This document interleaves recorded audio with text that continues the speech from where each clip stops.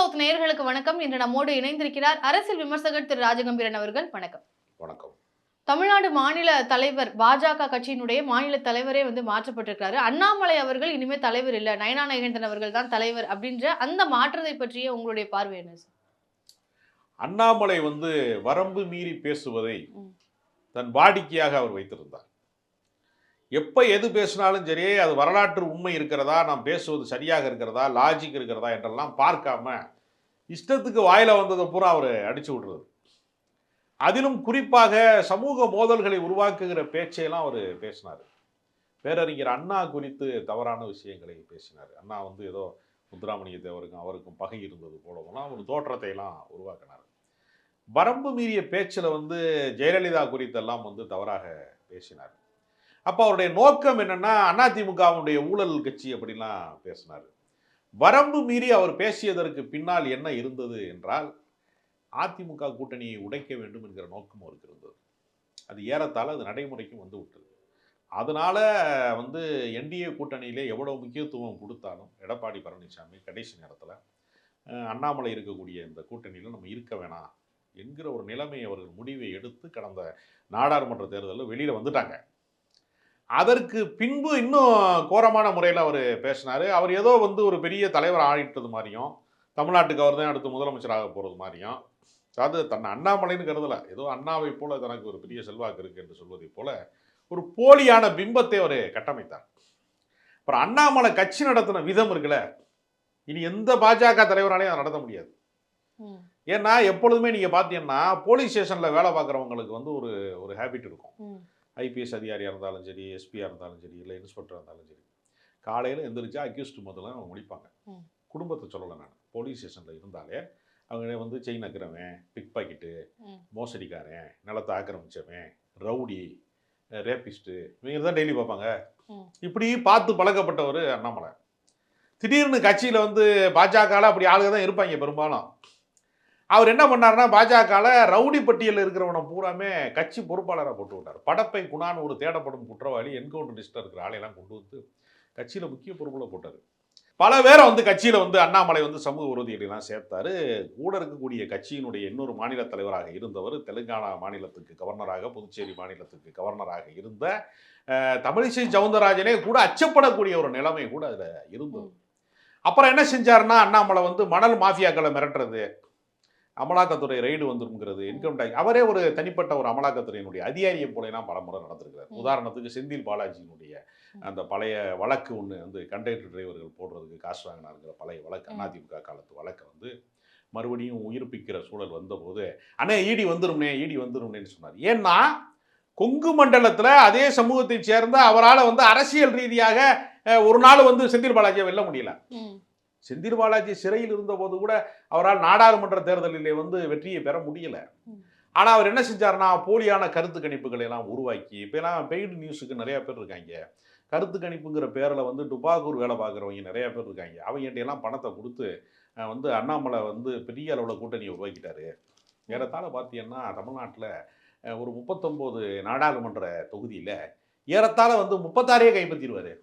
1-2 திமுக ஒன்று, அண்ணா திமுக ஒன்று பெருந்தன்மையாக விட்டு கொடுத்துட்டு 36 தொகுதியை கைப்பற்றிடுவார் என்று முன்னணி தொலைக்காட்சிகள் எல்லாம் இப்படி ஒரு தோற்றம் இருக்கிறது, இப்படி ஒரு கருத்து கணிப்பு இருக்கிறது என்றெல்லாம் விவாத பொருளாக மாற்றக்கூடிய அளவிற்கு உரையாடலை நிகழ்த்தினாங்க.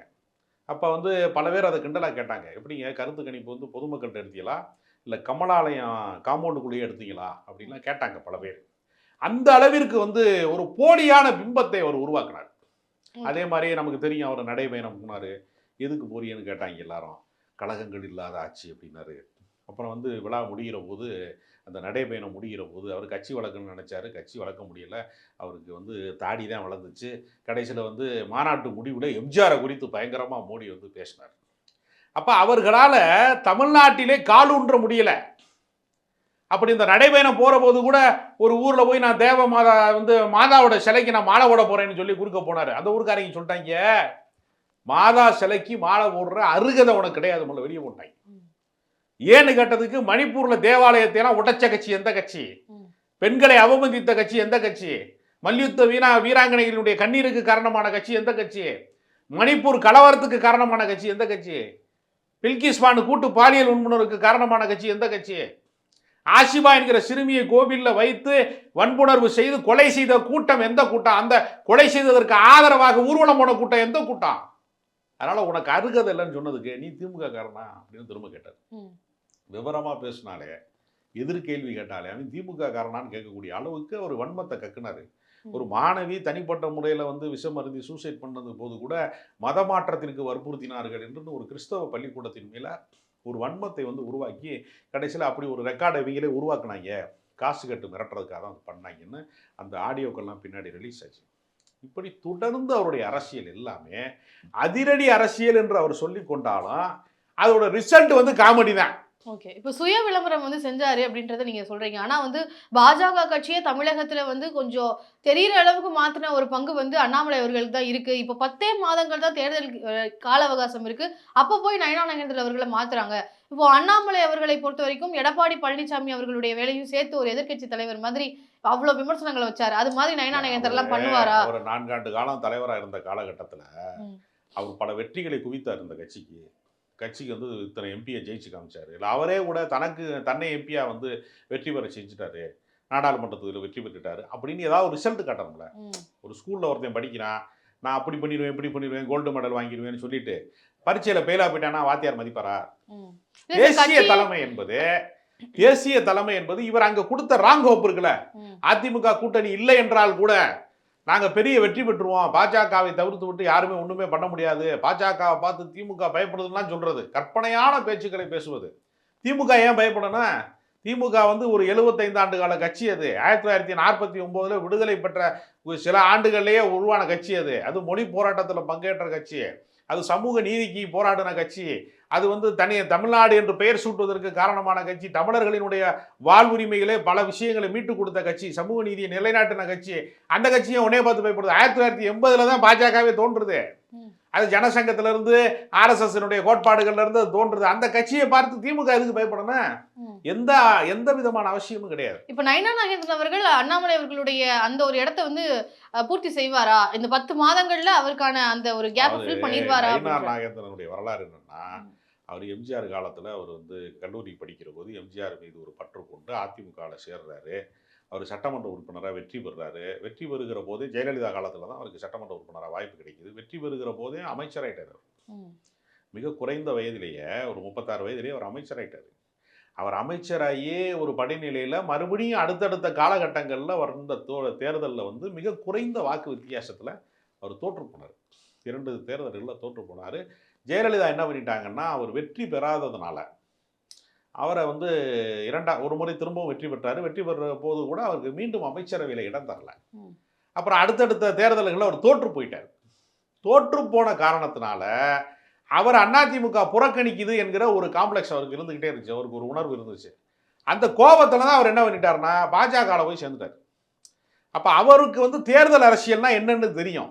எப்படி வந்து நடைமுறையில் வந்து தேர்தல் அரசியலில் வந்து எப்படி வந்து வாக்கு பெறணும், பொதுமக்களோட எப்படி நல்லுறவு வந்து உருவாக்கி கொள்ளணும்னு அவர் வாழுகிற அந்த ஊரில் திருநெல்வேலியில் இன்றைக்கு கூட அவர் பாஜகவுக்கு தலைவராக இருந்த போதும் கூட அங்கே இருக்கக்கூடிய சிறுபான்மை மக்களோட அவருக்கு இணக்கமான உறவு இருக்கிறது நடைமுறையில். அதைத்தான் அந்த ஊர் மக்கள் எல்லாம் அவர் அது பொலிட்டிக்கலாக அவர் அந்த பார்ட்டியில் இருக்கிறாங்க. தனிப்பட்ட முறையில் அவர் எங்களோட வந்து ரொம்ப அன்பாக பழகக்கூடியவர்கள்னு சொல்லக்கூடிய அளவுக்கு பொதுமக்கள்கிட்ட ஒரு நல்ல அபிப்பிராயத்தை அவர் உருவாக்கி வச்சிருக்கிறார். இது மாதிரி அண்ணாமலை சொல்ல முடியுமா? அண்ணாமலை வந்து கொஞ்சம் வந்து நல்லா இருக்காங்க, இடையில சாட்டையால் கொஞ்சம் அடிச்சுக்கிடுவாங்க, கொஞ்சம் லேசா கிராக்குங்கன்னு சொல்ல முடியுமா? அப்படி சொல்ல முடியாது. ஒரு போராட்டத்தை எப்படி நடத்த வேண்டும், எப்படி வழிநடத்தணும் அப்படிங்கிறதுக்கு ஒரு ப்ராக்டிக்கல் எக்ஸ்பீரியன்ஸ் ஒன்று இருக்கு. அதிரடி அரசியல் என்று சொல்லுகிறது வந்து நீங்க வந்து ஏடா கூடமா பேசுனீங்கன்னா அதிரடி அரசியல் தான். இப்போ நீங்க போன மாசத்துக்கு முந்தின மாசம் பூராமே சீமான் எப்போ பார்த்தாலும் பெரியாரை பற்றி தப்பா பேசினாரு. அது அன்னைக்கு வைரல் ஆச்சு. இன்னைக்கு பெரியாரோட புகழை வந்து அவர் குறைச்சிட முடியுமா? வரலாற்றிலே வெற்றி பெற்ற தலைவர்கள் வாழும் காலத்திலே வந்து மிகப்பெரிய சாதனை படைத்தவர்களெல்லாம் ஒருத்தர் சம்பந்தம் இல்லாமல் உளறது மூலமா இல்லாமல் பண்ணிட முடியுமா? இப்போ காந்தியை பற்றி ஒருத்தர் தப்பா பேசுறாருன்னா அவர் காந்தியோட உயர்ந்த இடத்துக்கு அந்தஸ்துக்கு போயிடுவாரா வரலாற்றில்? ஆனா அண்ணாமலை அவர்கள் இனிமேதான் நான் சிக்ஸ் இறங்கி அடிக்க போறேன், சிக்ஸா தான் இனிமே அடிக்கிற அடியெல்லாம் களத்துல வந்து என்னால வந்து சுதந்திரமா செயல்பட முடியும், அது தலைமை பொறுப்புலாம் இல்லாம நான் செயல்பட போறேன் அப்படின்னு பிளே சொல்லி. கிரவுண்டில் இருக்கும் போது நான் சிக்ஸர் அடிக்க முடியும். ம், நீ ஆட்டையை விட்டு வெளியேறின பின்னாடி ஆட்டத்திலே கிடையாது அவர் அப்படின்னு அறிவிச்சாச்சு. ம். கிரவுண்டை விட்டு வெளியே தூக்கி போடும்போது நான் சிக்ஸர் அடிப்பேன் எங்கே போய் அடிப்பேன்? கிரவுண்டே கிடையாது. ஆனா கட்சிக்கு தான் வந்து இந்த மாதிரி தலைமை பொறுப்பை வந்து மக்களுக்கு தான் வந்து தலைவர் வந்து நயினா நாகேந்திரன், கட்சிக்குள்ள வந்து அண்ணாமலை அவர்கள் தான் தலைவர், ஒரு மறைமுகமான தலைவர் அண்ணாமலை தான் அப்படிலாம் சொல்றாங்க. அப்படி அப்படி ஒரு நிலைமை நடைமுறையில் இருந்திருந்தா ராஜாவுக்கு செல்வாக்கு இருந்திருக்கும்ல. அவர் தேர்தலில் தோற்று போறாரு, அவருக்கு ஒண்ணுமே அடுத்த கட்டம் இல்லாம இருக்கு, அவர் தேசிய தலைவர் அந்த தலைவர்லாம் தன்னை சொல்லிக்கிட்டாரு. என்ன நடந்துச்சு? அவருக்கு என்ன செல்வாக்கு இருக்கிறது? அதாவது பாஜகவை பொறுத்தவரையில தமிழ்நாட்டில் பாஜகவை மக்கள் விரும்பல. அது வந்து என்னன்னா திமுக எதிர்ப்பாளர்களுக்கு, தீவிரமான மத வெறியை வந்து சொல்லக்கூடியவர்களுக்கு, சாதிய பற்றாளர்களுக்கு, ஒரு குறிப்பிட்ட செக்டார் வந்து என்ன பண்றான்னா பெரிய அரசியல் கட்சியில முக்கிய பொறுப்புகளுக்கு வர முடியாதவங்க இருப்பாங்க. இப்ப நான் குறிப்பிட்டு சொன்னேன்ல, நயினார் நாகேந்திரனால மீண்டும் அமைச்சராக முடியவில்லை, சட்டமன்றத்தில் வந்து தோற்று போனாரு, ஒரு முறை ஜெயித்தவரும் மறுமுறை தோற்று போனாரு, மீண்டும் ஜெயிச்சாரு, அமைச்சர் பதவி கிடைக்கல. அப்ப அரசியல்ல அடுத்த லெவலுக்கு போக முடியாதவர்கள் என்ன நினைக்கிறான்னா, பாஜகவில் சேர்ந்தோம்னா ஷார்ட்கட்டில் நம்ம வந்துடலாம், குறுக்கு வழியில் வந்து நம்ம வந்து முதன்மையான பொறுப்புகளுக்கு வந்துடலாம். இப்போ மற்ற கட்சியில் வந்து அதிமுக மாதிரி பெரிய கட்சிகளில் போய் ஒருத்தர் சேர்றாருன்னா அவர் கொஞ்சம் கொஞ்சமாக தான் நகர செயலாளராகி ஒன்றிய செயலாளராகி அவர் ஒரு குறிப்பிட்ட சர்வீஸ் பண்ணணும்னா மாவட்ட செயலர் ஆக முடியும். இப்போ நீங்கள் போய் பாஜகவில் ஒருத்தர் சேர்றாருன்னு வச்சுங்க, அவர் ஏற்கனவே ஜெல்லாகாசாக இருப்பார், நகர செயலாளர் இருப்பார், எடுத்தோடனே மாவட்ட பொறுப்பு விட்டுருவாங்க. ஏற்கனவே மாவட்ட பொறுப்புலேருந்து ஒருத்தர் வெளியில் வருவார், எடுத்தோடனே மாநில பொறுப்பு விட்டுருவாங்க. ஏன்னா அந்த கட்சியில் ஆள் கிடையாது, நிர்வாகத்தில் வந்து பெரிய ஆட்கள் யாருமே கிடையாது. அதனால் ஆள் இல்லாமல் இருக்கிறனால தான் வெட்டியாக சுற்றிட்டு இருக்கிற வேலூர் இப்ராஹிமை கூப்பிட்டு வந்து ஒரு ஒரு எஸ்கார்டெல்லாம் போட்டு கூட்டிகிட்டு போகிறாங்கல்ல, அவனே வீணாக போனவன். அவன் வந்து ஜோத்துக்கு இல்லாமல் தெரிஞ்சுக்கிட்டு ஒவ்வொரு இடத்துலையா போய் இந்த மத பிரச்சாரங்கள் செய்வாங்கல்ல, கிறிஸ்தவர்ல மதத்துலலாம் நீங்கள் வந்து கர்த்தருக்குள் வாருங்கள் அப்படின்னு பேசுவாங்கல்ல, அந்த மாதிரி ஒரு மத பிரச்சாரம் இருக்குது.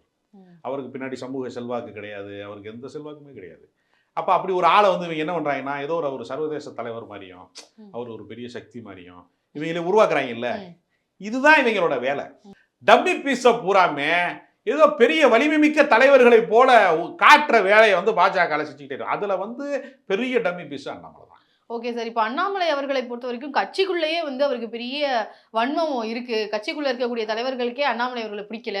இப்போ வந்து தலைவர் பதவி வந்து மாறின உடனே கமலாலயத்துல அவருடைய பெயர் பலகையை வந்து ஸ்கெட்ச் பேனாவேல அவ்வளோ அடிச்சு வச்சிருக்காங்க.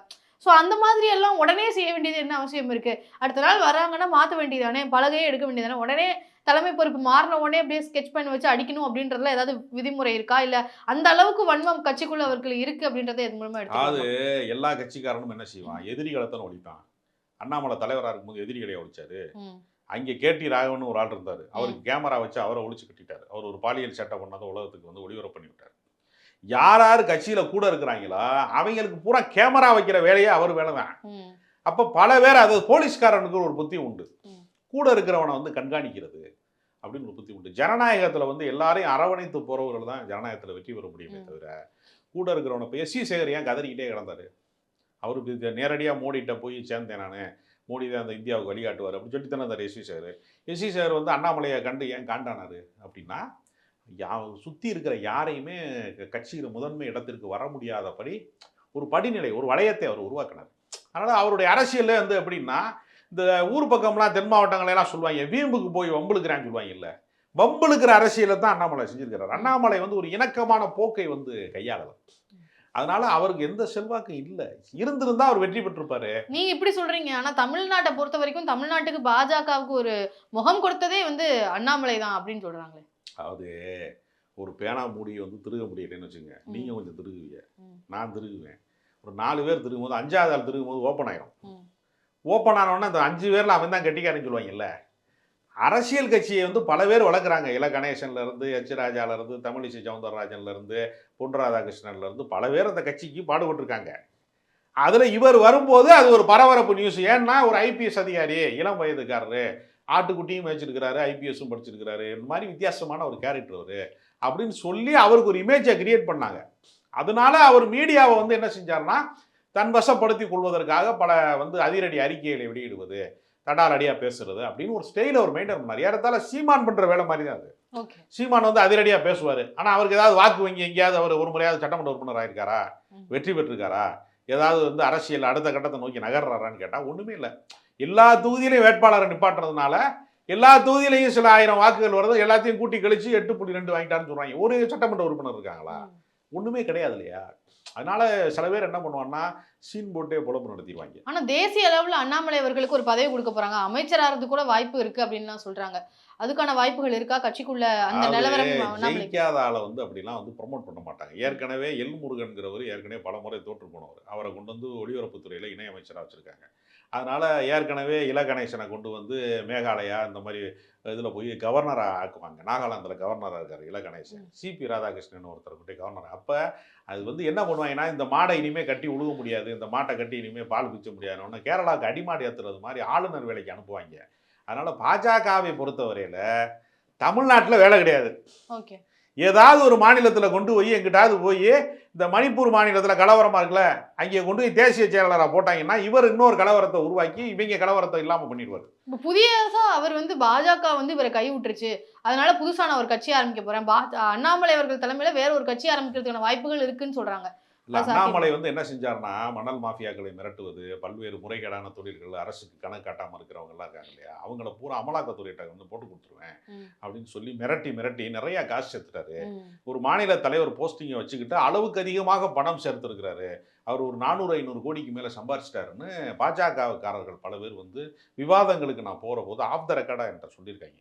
ஒருத்தர் அதிகார பதவியில் இல்லாமலே இவ்வளவு பணத்தை சம்பாதித்த ஒரே ஒரு ஆள் வந்து மிரட்டல் விடுவதன் மூலமாகவே பல கோடிகளை குவித்த பெருமைக்குரியவரே, பல வேலை செஞ்சவர் அவரு என்று அவருடைய மிரட்டல் அரசியல் தொனியில வந்து பல வேலைகளை பார்த்துருக்கிறாரு அப்படின்னு சொல்லி பிளாக்மெயில் பாலிடிக்ஸ் பண்ணியிருக்காரு அப்படின்னு சொல்லி அவரை பற்றி கட்சிக்காரங்களே சொல்கிறாங்க. அதனால மிதமிஞ்சிய பணம் இருக்கிறது. அதனால் ஒரு கட்டத்துக்கு மேலே பாஜக வந்து காமிச்சு ஓட்டு வாங்க முடியாது அப்படிங்கிறதுக்காக வேண்டி அவர் ஒரு தனி கட்சியை கூட தொடங்கி அவரும் சீமான் மாதிரி டெய்லி ஒரு அறிக்கை விட்டுக்கிட்டு டெய்லி ஒரு ஆர்ப்பாட்டத்துக்கு போகிறேன், அங்கே போகிறேன், இங்கே போகிறேன்னு ஏடாக்கூடமாக பேசிக்கிட்டு அரசியல் செய்ய வாய்ப்பு இருக்கிறது. அல்லது நீங்கள் சொல்கிறது மாதிரி வேறு மாநிலங்களுக்கு ஏதாவது ராஜ்யசபா உறுப்பினர் மாதிரி ஏதாவது கொடுப்பாங்க. ஓகே சார், இப்போ பாஜகவினுடைய தலைமை மாற்றம் குறித்தும் அண்ணாமலை அவர்களுடைய அரசியல் குறித்து பல விஷயங்கள் எங்கிட்ட பகிர்ந்துக்கிட்டதுக்கு நன்றி.